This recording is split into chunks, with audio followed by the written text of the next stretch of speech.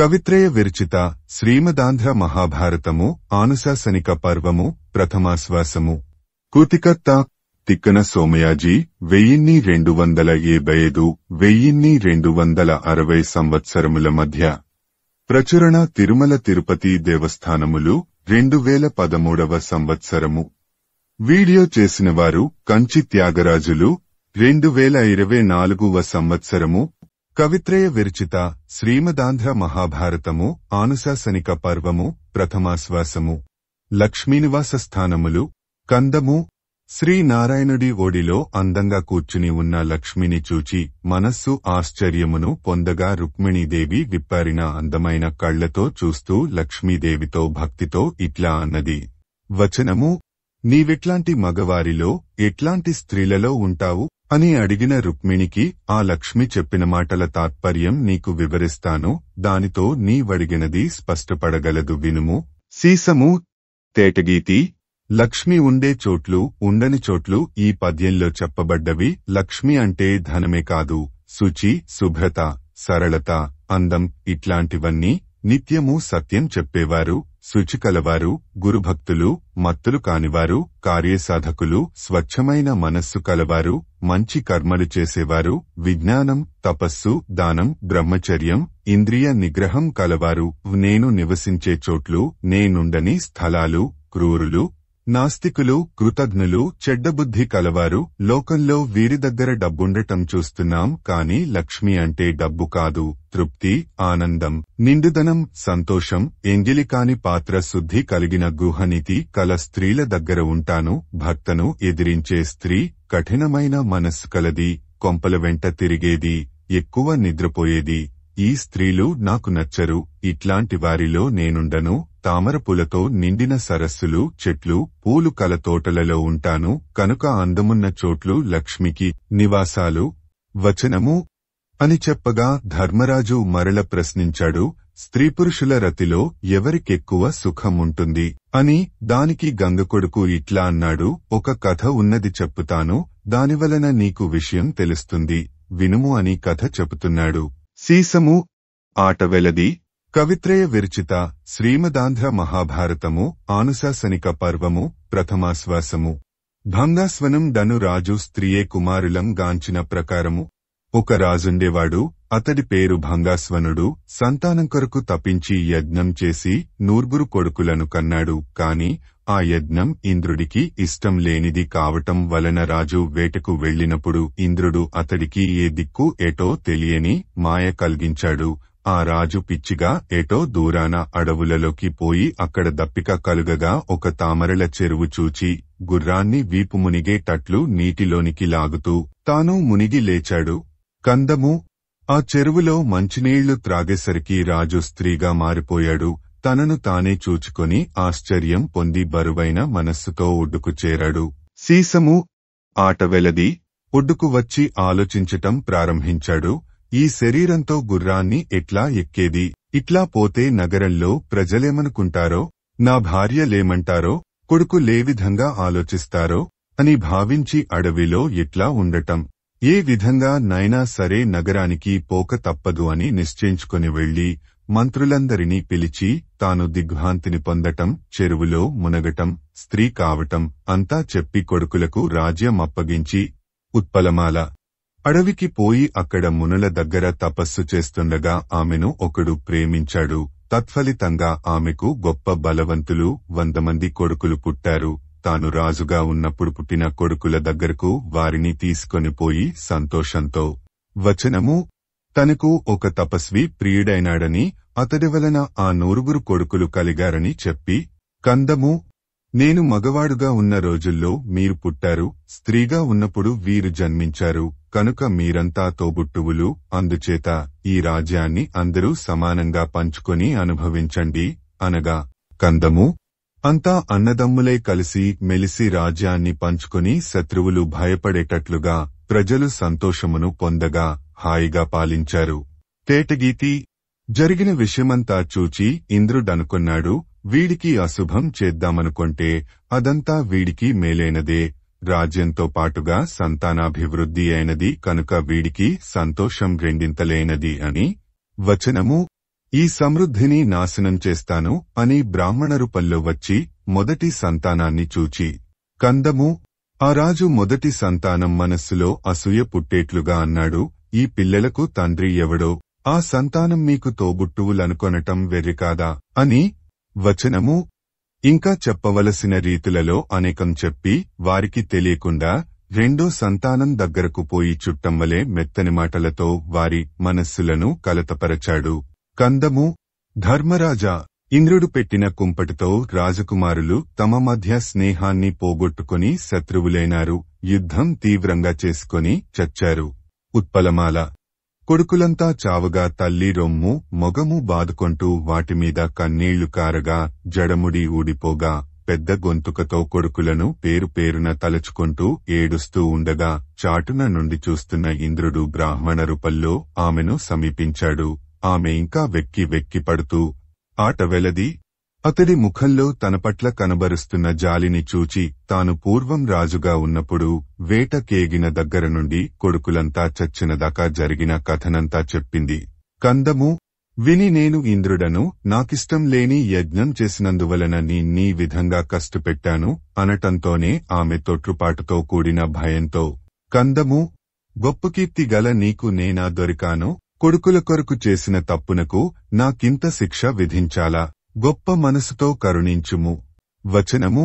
స్త్రీ రూపంలో రాజు ఆ విధంగా ఏడ్చేసరికి ఇంద్రుడు ప్రసన్నుడైనాడు. సీసము. తేటగీతి. కవిత్రయ విరచిత శ్రీమదాంధ్ర మహాభారతము ఆనుశాసనిక పర్వము ప్రథమాశ్వాసము. ఇంద్రుడు భంగాస్వనునకు గోరిన వరంబులిచ్చి యనుగ్రహించుట. ధర్మరాజా, ఇంద్రుడన్నాడు, చచ్చినవారిలో కొందరిని బ్రతికిస్తాను, ఎవరిని కోరుకొంటావో చెప్పుము అంటే అతడన్నాడు, నేను స్త్రీగా ఉండి కన్నవారి నిమ్ము అని ముందరి బిడ్డలనెందుకడగలేదని ఇంద్రుడంటే అతడన్నాడు, స్త్రీకి పిల్లల మీద ప్రేమ ఎక్కువ కదా, అందుకని అని కొంచెం సిగ్గుపడుతూ అంటే ఇంద్రుడు, నీవు నిజం చెప్పావు కనుక నీ కొడుకులందరినీ బ్రతికించి ఇస్తాను, అంతేకాక నీకు మగతనాన్ని కూడా ఇస్తాను అని చెప్పాడు.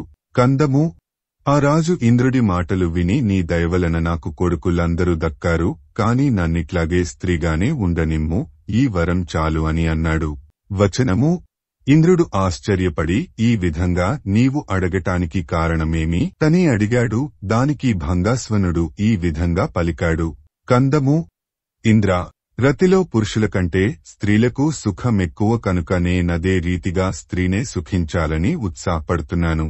ఆట వెలది అని అనగా విని ఇంద్రుడు అట్లాగా, సరే, నీవట్లాగే ఉండి సుఖించుము అని దీవించి వెళ్లిపోయాడు. భంగాస్వనుడు కూడా స్త్రీగానే ఉండిపోయాడు. వచనము.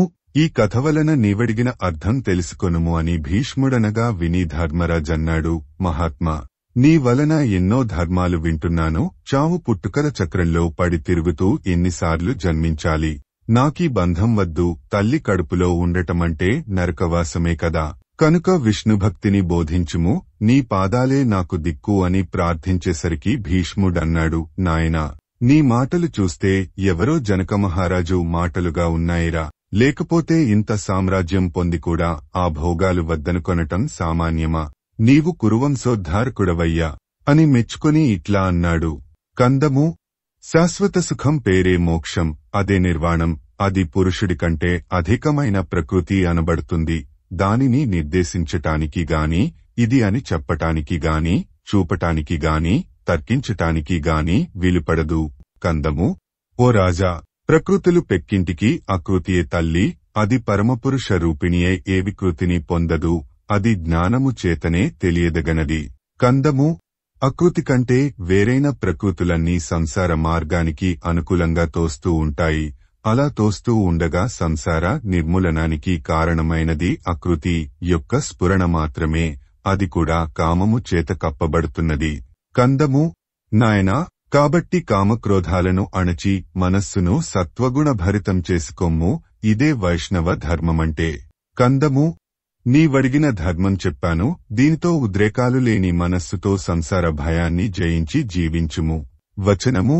ఆ మాటలు విని ధర్మరాజు సంతోషించి ఆ మహాత్ముడితో అన్నాడు, ఆధ్యాత్మికం, అధిదైవం, అధిభూతమన్న మూడు తత్వాలకు ఆధారమై వాటిలో తాను జీవిస్తూ కర్త, భర్త, హత్త అయిన భగవంతుడి గురించి చెప్పవా అని అడుగగా భీష్ముడన్నాడు.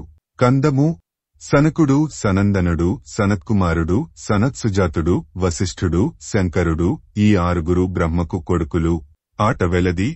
పుణ్యాత్ముడా వినుము. ఆ తరువాత మరిచి, భృగుడు, అంగిరసుడు, అత్రి, పులస్త్యుడు, పులహుడు, క్రతువు అనే పేరుగల కొడుకులు పుట్టారు. వచనము.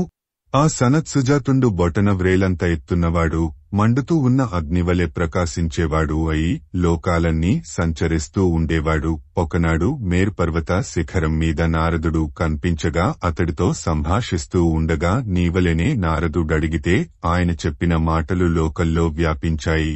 ఆ పురాతన వాక్యాలు నీ వడిగిన ప్రశ్నకు సమాధానాలు కనుక వినుము చెప్పుతాను.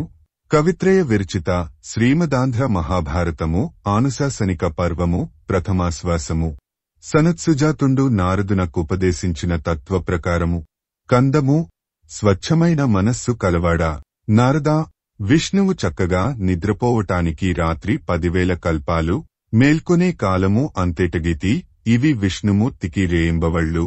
కందము సారవంతమైన ఆలోచనకు నిధి వంటివాడా.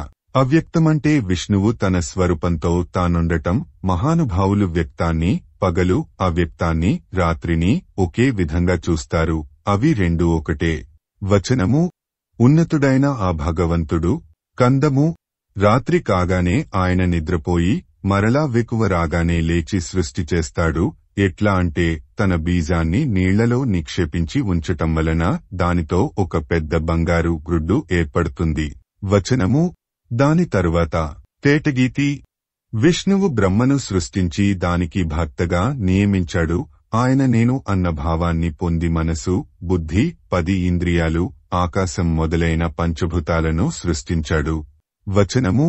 పంచభూతాలకు గుణాలు 5. ఆకాశానికి శబ్దం, గాలికి స్పర్శ, అగ్నికి రూపం, నీటికి రుచి, భూమికి వాసన అనేవి గుణాలు. క్రమంగా దేవదానవాది జాతులు సృష్టించబడ్డాయి. వీటన్నింటియందు అహంకారం వ్యాపించి ఉంటుంది. ఇవన్నీ అవ్యక్త సముద్రంలో మునుగుతూ లేస్తూ, జన్మిస్తూ, చస్తూ ఉంటాయి.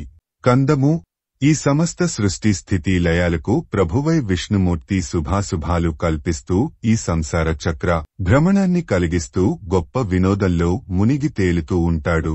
తేటగీతి. ఆకాశం మొదలైన 5 భూతాలు, అహంకారం, మనస్సు, బుద్ధి, అవ్యక్తం మొదలైన తత్వాలు వేదవేద్య తత్వాలు. వచనము. ఆత్మకు సంబంధించినవి చెప్పుతాను వినుము. సీసము. తేటగీతి.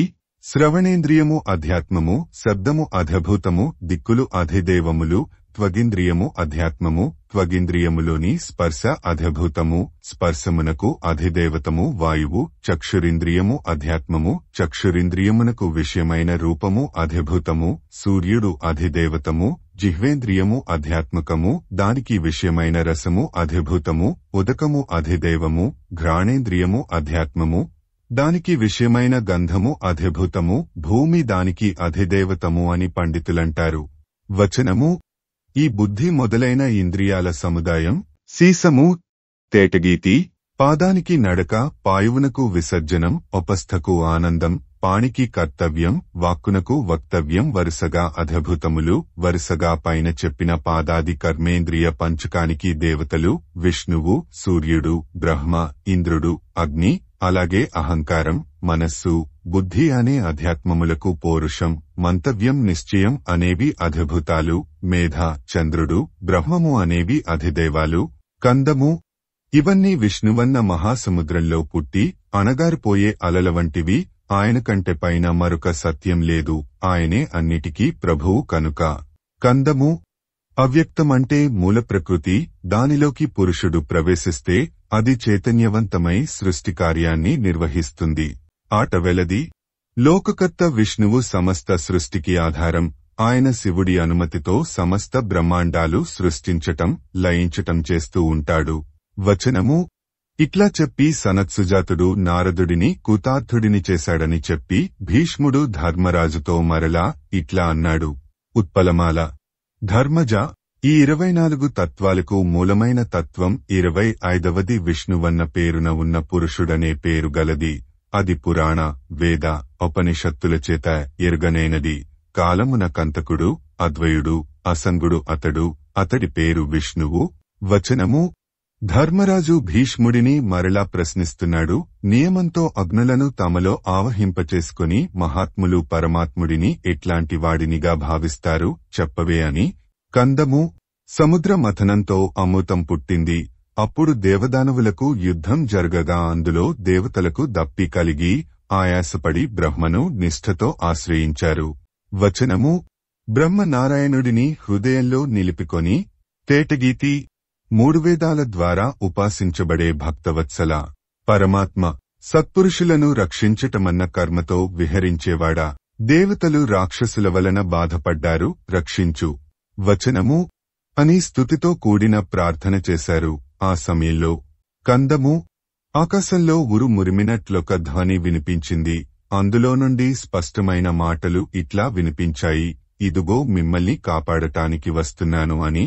వచనము: వెంటనే మొక్కవోని పరాక్రమం కలవాడైన విష్ణువు కందము గరుత్మంతుడిపై నెక్కి విలాసంగా తొందర కలవాడే చక్ర గదా సార్గములనే ఆయుధాలు అందమైన చేతులలో ప్రకాశించగా రాక్షస సమూహాన్ని సంహరించాడు. అది చూచి దేవతలు ఆశ్చర్యపడ్డారు.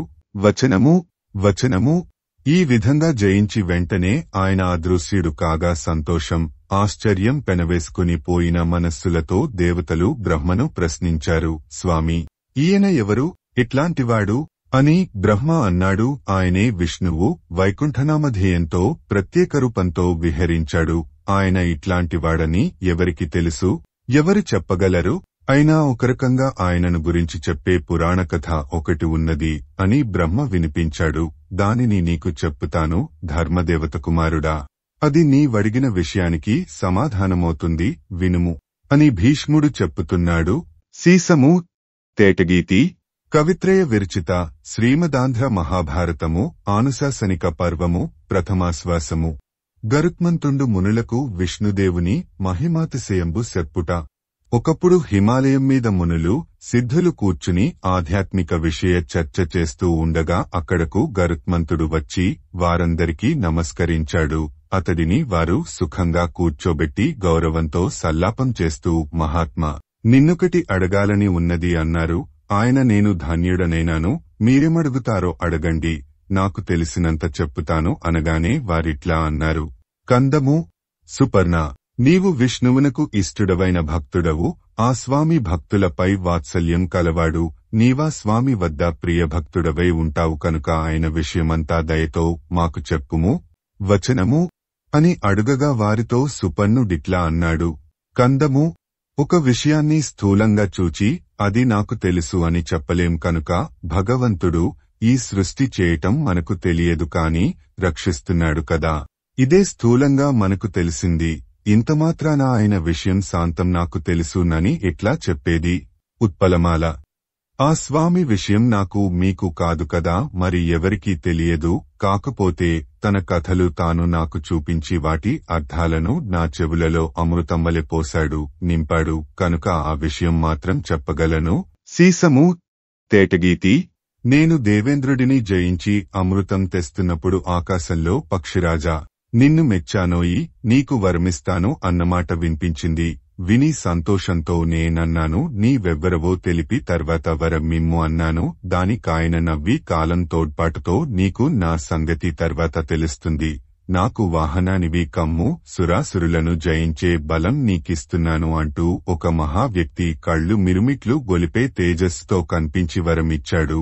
ఇవ్వగా నేను మిక్కిలి భక్తితో వచనము నేను దండ ప్రణామం చేసి కందము నేను నీకు వాహనమవుతాను. నీవు రథమెక్కినప్పుడు జెండా మీద గుర్తునే కీర్తి పొందాలని ఉన్నది.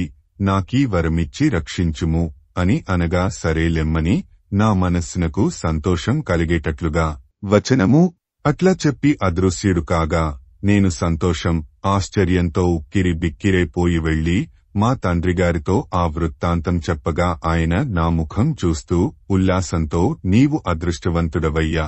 ఆయన శ్రీమన్నారాయణుడు నీమీద అనుగ్రహంతో నీకా సంభాషణ ప్రసాదించాడు. సంతోషం, నేను ఏకభుక్తుడనే తపస్సు చేస్తే నీకాయన నీలం, తెలుపు, ఎరుపు, వైడూర్యం, పిల్లి కళ్లకాంతి రంగులు గల తన దివ్యమూర్తిని చూపించి అన్నాడు, నన్ను విరక్త బుద్ధితో చూడగలవు తప్ప లోకరక్తి గల మనస్సుతో చూడలేవు అని, అట్లాంటి దివ్యమూర్తికి నిత్యం సేవ చేసే భాగ్యం నీకు కలిగింది.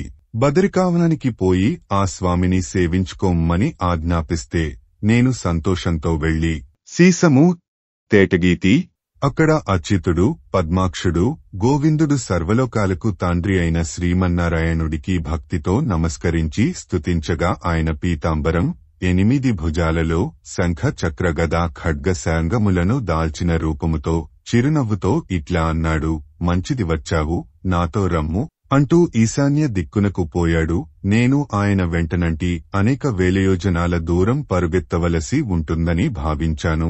ఎదురుగా ఒక మహాద్భుతమైన అగ్ని కట్టెలు లేకుండా మండుతున్నది. వచనము: అగ్ని వంటి ఆ మహాయోగి అగ్నిలో ప్రవేశించాడు. అక్కడ పార్వతీ సహితుడై శివుడు తపస్సు చేస్తున్నాడు. అది చూచి జ్ఞానసౌఖ్యం పొంది ఆ అగ్నిని దాటిపోతున్నాడు. స్వామి, నేను మార్గాయాసం లెక్క చేయక వెనుకనే పోతున్నాను. ఈ విధంగా పోయి సూర్యకిరణాలు కూడా ప్రవేశించ వీలులేని అంధకారంలోనికి ప్రవేశించేసరికి నాకు దిక్కు తెన్ను తెలియక కందము ఆ దేవుడినే మనస్సులో పెట్టుకుని ఆదిపురుష పరమాత్మ, ఈ ప్రయాణం ఎక్కడికో తెలియదు, నాకేది గతి అనేసరికి ఈ దశకు రమ్ము అన్న ఒక తీయని కంఠధ్వని వినిపించింది. కందము మనస్సులో దోహకం, శరీరంలో శ్రమ కలిగేసరికి నేను శరణు కోరాను. ఆ చీకట్లన్నీ కొంచెం కూడా మెగలకుండా అంతరించాయి. ఆ సమయం ఎంత ఆనందాన్ని కలిగించిందో చెప్పలేను. తేటగీతి: ఆయన మిట్ట మధ్యాహ్నం సూర్యుడివలె వెలుగుతున్నాడు. చుక్కల కాంతులకా చోటు కనిపించదు. దేవతలు మొదలైన జీవులకు పోరాని చోటు. కందము భేరీ నినాదాలు, ఆనందంతో నిండిన మెత్తని తీయని పాటల సంగీతాలు వినిపించాయి. తేనెను స్రవించే తామరపులతో అందమైన నదులు అక్కడ వెలిశాయి. కందము దేవతలకు కూడా ఇట్లాంటి తేజస్సు లేదనిపించే మగవారిని, ఆశ్చర్యకరమైన రూపవతులు కొందరు స్త్రీలను చూచాను. తేటగీతి: వారంతా పూజిస్తూ ఉండగా ఆ స్వామి వారిని వాత్సల్యంతో చూస్తూ వెళ్లాడు. ఆ ప్రదేశమంతా అగ్నిమయంగా ఉన్నందున భయంకరంగా వెలిగిపోయింది. వచనము: అక్కడ నేను అతడిని చూడలేక కందము నాకు భ్రాంతి కలిగి దిక్కుతోచక ఆ స్వామిని మనస్సులో నుంచుకొని శరణని ప్రార్థించేసరికి ఆయన చల్లగా మధురంగా కోమలంగా ఇట్లా అన్నాడు. కందము వినతాకుమారా, నిన్ను నేను మరచిపోతానా? నీ తండ్రి వలన నన్ను గురించి విని నా దర్శనం కొరకు వచ్చావు కదా, భయం దేనికి? ఇట్లా రమ్ము. వచనము: నన్ను చూడలేనందుకు కలతపడవద్దు. కందము ఆత్మ విచారణ కలవాడా, మమకారం అహంకారం మనస్సులో ఏమాత్రం ప్రవేశించనివ్వకుండా ఏకాగ్రమైన చూపుతో విశ్వస్వరూపుడను సర్వాత్ముడను ఆయన నన్ను శాంతి నిండిన ఆత్మకలవారు చూస్తారు. తేటగీతి: నీవు నిష్ఠతో నన్ను భావించటం వలన నా స్థూలరూప దర్శనం కలవాడివై ఉండగలవని దయతో చెప్పేసరికి అగ్ని వేడి బాధ ఉపశమించింది. వచనము: ఈ రకంగా నన్ను సుఖపెట్టి నా సేవలందుకొని ఇంకా దూరం పోయి ఆకాశానికెగిరి అదృశ్యుడు కాగా నేను కూడా వెంబడించి ఇలా రా అన్న మాటనే ఆధారంగా గ్రహించి ఆ ప్రదేశానికి వెళ్లాను. కందము అందమైన హంసల గుంపులు చేరటం చేత మరీ అందంగా ఉన్నట్టిది. తామరపులతో అందమైనది అయిన చెరువును, తానొక్కడే అందులో స్నానం చేస్తున్న భగవంతుడిని చూచాను. కందము నా వైపు చూచి ప్రేమతో పిలిచినందువలన వెళ్లగా ఆయన కనిపించలేదు. నేను దుహకంతో వెతికే చూపులతో చంపకమాల అంతటా కలయజూస్తే అనేక వందల అగ్నిహోత్రాలు వెలిగాయి. ఎవరూ కనిపించకుండా అనేక వేదమంత్రాలు చదివిన ధ్వనులు వినిపించాయి. అట్లాంటి సమయంలో క్రూరమైన గరుత్మంతుల గుంపులెన్నో ఒకేసారి నా పైకి హఠాత్తుగా విజృంభించాయి. నేను భయభ్రాంతుడనయ్యాను. ఆట వెలది. ఆ విధంగా భయపడి అచ్యుత, శివ, సహస్రాక్ష, వేదమయ, అనాదినిధన, త్రిభువనేకనాథ, త్రినేన, గోవింద, పద్మనాభ, హర, కృపావిధేయ, కందము ఇట్లా ఎన్నో నామాలతో స్తుతించి తలవాల్చి దోసిలొగ్గిన నన్ను చూచి స్వామి దయతో కందము అప్పుడాయన కన్పించి భయపడవద్దయ్యా వినతాసుత అన్నాడు. అప్పుడా స్థలం నేను మొదట చూచిన బదరికాశ్రమమే. ఎంత విచిత్రమో! ఆ భగవంతుడి లీల నెవ్వడు కొనియాడగలడు. ఉత్పలమాల ఆ మహాస్వామి 8 చేతులతో కనిపించాడు. నేను ఆశ్చర్యపోయాను. నాకు కుతూహలము, సంతోషము ముప్పిరిగున్నాయి. దయతో తన స్వరూపం ఎట్లాగూ తెలియచేస్తా స్వామి అనుకుంటూ తలపై చేతులు మూడ్చి ఆయన దగ్గరకు చేరాను. వచనము: అట్లా దగ్గరకు పోయి, స్వామి, నేను నీకు భక్తుడనైతే, నీ దయకు పాత్రుడనైతే, వినే అర్హత నాకుంటే, తపస్సు చేతకాని పొందలేని నీ సారవంతమైన తత్వం నాకు బోధించవా అని వేడుకొనగా, ముల్లోకాలకు ఆశ్రయమైన ఆ స్వామి దయామృతాన్ని వర్షిస్తూ నన్ను చూచి, సీసము తేటగీతి కవిత్రయ విరచిత శ్రీమదాంధ్ర మహాభారతము ఆనుశాసనిక పర్వము ప్రథమాశ్వాసము విష్ణుదేవుడు గరుత్మంతునకుపదేశించిన యాత్మతత్వ ప్రకారము, నా స్వరూపం దేవతలు, గంధర్వులు, రాక్షసులు మున్నుగా గలవారెవ్వరికినీ తెలియదు. సమస్త ప్రాణకోట్లు నాయందే పుట్టి మెలుగుతూ నాయందే లయిస్తాయి. నేను మాత్రం ఆ భూతకోటులకు వశపడి వర్తించను. సర్వము నాయందే వసిస్తుంది. నా తథ్యం జడులు కానివారు, అహింసా ప్రవృత్తి కలవారు, కామం లేనివారు, అహంకారం లేనివారు, దానంగా దేన్ని స్వీకరించనివారు, కోపం లేనివారు, స్వచ్ఛమైన జ్ఞానం కలవారు, నిత్యతృప్తులు, శాంతి భక్తి కలవారు, నిష్ఠ కలవారు, తమలో అగ్నిని సన్నిహితం చేసుకొంటే నన్ను పొందగలరు. వచనము: సాంఖ్యయోగులే కూడా అంత దృష్టి లేక, నిశ్చయబుద్ధిలేక చంచల మనస్కులైనవారికి నా యథార్థ రూపం తెలియదు. వ్యామోహమన్న బురదలో కూరుకొనిపోయి ఏవో వ్రతాలని, ఉపవాసాలని, నియమాలని ఆచరించినంత మాత్రాన నా తత్వం తెలిసేది కాదు. లోకల్లో దేవుడన్నా, మతమన్నా, వ్రతాలు, ఉపవాసాలు ఇవి కావంటున్నాడు. రజస్తమస్సులతో మలినం కాని కేవల సత్వగుణాన్నే స్థిరంగా చేసుకున్న జ్ఞానంతో నన్ను ధ్యానించటమే ముక్తి మార్గం. వాసుదేవుడు, సంకర్షణుడు, ప్రద్యుమ్నుడు, అనిరుద్ధుడు అనే 4 పేర్లతో నన్ను నేను విభాగించుకొని సూక్ష్మంగా సర్వజీవులలోనూ ఆత్మా వాసుదేవుడు, బుద్ధి, సంకర్షణుడు, అహంకారం, ప్రద్యుమ్నుడు, మనస్సు, అనిరుద్ధుడు ఈ 4 రూపాలుగా వ్యాపించి ఉంటాను. ఇది నా స్థూల రూపం. కశ్యపకుమారా, నీవు నా యందే మనస్సు నిలిపి నన్నే భక్తితో ఆరాధిస్తూ నిత్యం నన్నే స్మరిస్తూ నా రూపం తెలుసుకొమ్ము అని చెప్పి గరుత్మంతుడు. కందము: మానవశ్రేష్ఠులారా, నారాయణుడి దివ్యచేష్టా విలాసం నాకాయన దయతో తెలిసింది. అది మీకు క్రమంగా భక్తితో స్పష్టం చేశాను. వచనము: చెప్పగా విన్న మునులు, సిద్ధులు ప్రేమతో సుపర్ణుడిని దీవించి పంపించి సంతోష పారవస్యంతో మనస్సులు సొమ్మసిల్లిపోగా తమలో సీసము ఆట వెలది. అద్భుతమైన ఈ కథ ఇతడివలన విని కృతార్థులమైనాం. ఇది పుణ్యం, ఆయురేశ్వర్యాలనిచ్చేది. భక్తితో వింటే బ్రాహ్మణులకు వేదవిద్య పెరుగుతుంది, రాజులకు విజయాలు కలుగుతాయి, కోమట్లు ధనలాభం పొందుతారు, శూద్రులకు సౌఖ్యాలు సమకూడుతాయి, సర్వజనులకు ఇహపర తారకమైన కథ అని ప్రశంసించి వారంతా తీర్థయాత్రలకు వెళ్లారు. నాయనా ధర్మజ, ఈ కథ నట పూర్వం బ్రహ్మ వసువులకు చెప్పగా వారు బ్రాహ్మణకారాలు ధరించి మా అమ్మ దగ్గరున్న నాకు కావాలని చెప్పి వెళ్లారయ్యా. అదంతా నీకు వినిపించాను. వచనము: దేవవ్రతుడా విధంగా చెప్పి ఇంకా అంటున్నాడు, నాయనా ధర్మరాజా, విష్ణువునకు సుపర్ణుడికి మధ్య జరిగిన సంభాషణం విన్నావు కదా. దాని తాత్పర్యం కూడా చెప్పుతాను వినుము. తేటగీతి: నానావిధాలైన సంకల్పాలు, యజ్ఞాలు విడిచిపెట్టి ఆత్మలో అగ్నిని ప్రతిష్ఠించుకుని విరక్తుడై విష్ణువులో మనస్సును లయం చేసినవాడు ముక్తి నందగలడు. వచనము: భీష్ముడీ విధంగా విష్ణు రూప జ్ఞాన పద్ధతులను కథారూపంలో ధర్మరాజుకు వివరించిన విధానం విని ఆ మహాత్ములు అడగటం, చెప్పటం లోకహితాన్ని కలిగించేదిగా ఉండి ఇంత అందంగా ఉంటుందా?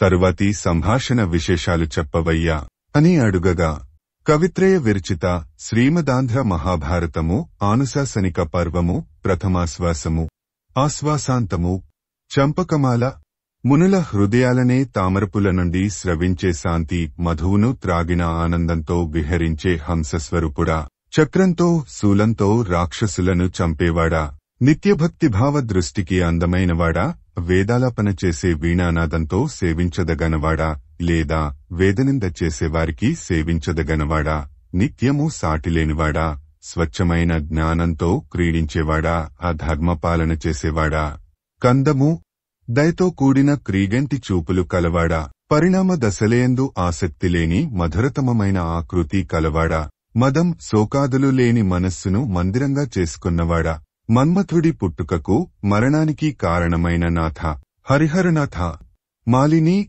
గరుత్మంతుడు ఎద్దు పతాకలపై గుర్తులుగా ఉన్నవాడు, సమస్త సృష్టి చేసేవాడు, దేవతలకుపాసించదగనవాడు, అద్వైత జ్ఞానంతో వికసించేవాడు, గొప్ప మహాత్మ్యానికి అవతలి ఒడ్డున ఉన్నవాడు, దివ్యమైన దయకు స్థానమైనవాడు, మహాగుణాలున్నవాడు, కేవలానంద స్వరూపుడు అయిన హరిహరనాథుడికి నమస్కారము. గద్యము. ఇది ఉభయ కవిమిత్రుడు, కొమ్మనమాత్యుడి పుత్రుడు, జ్ఞానులచేత ఆరాధించబడి రాణించేవాడు అయిన తిక్కన సోమయాజి శుభప్రదంగా రచించిన శ్రీ మహాభారతంలోని ఆనుశాసనిక పర్వంలో మొదటి ఆశ్వాసం. ఆనుశాసనిక పర్వంలోని ప్రథమాశ్వాసం సమాప్తం. కవిత్రయ విరచిత శ్రీమదాంధ్ర మహాభారతము ఆనుశాసనిక పర్వము ప్రథమాశ్వాసము. కూతికర్త తిక్కన సోమయాజి 1275–1260 సంవత్సరముల మధ్య. ప్రచురణ తిరుమల తిరుపతి దేవస్థానములు 2013వ సంవత్సరము.